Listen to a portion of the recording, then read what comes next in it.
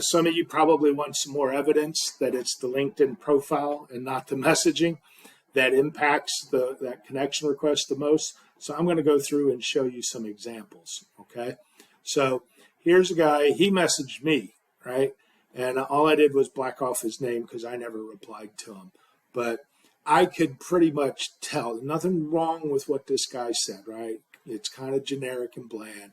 Come across my profile, would love the opportunity to connect. I'm showing you this so you know what not to do, all right?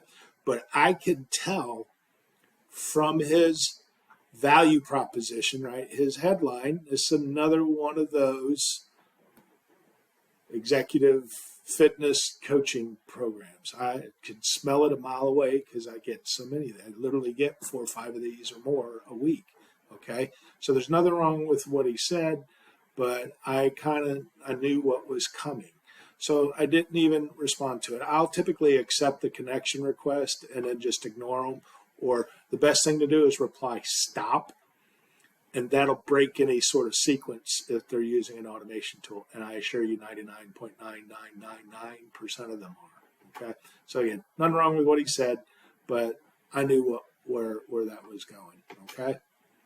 So what do I message them? I'm telling you it's not that critical, but I'll share some samples with you guys, okay?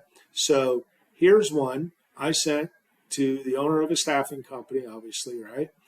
And I use this message a lot. It's one of my favorites for just a generic, bland message that doesn't really do much, but it kind of talks to what I was talking about with that passive aggressive or underhand approach. I'm offering some value if I can, but I'm not asking him for anything, right?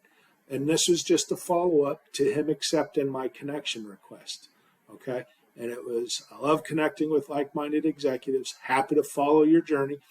Many have helped me along the way, always happy to pay it forward. Let me know if I can help you.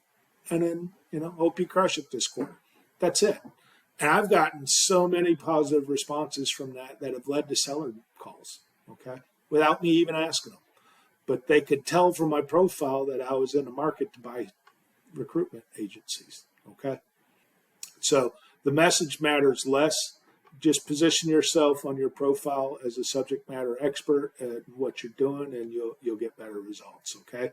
So if you want some more proof, okay, here's one. And again, I didn't send this guy a personalized message. That's the generic one from LinkedIn.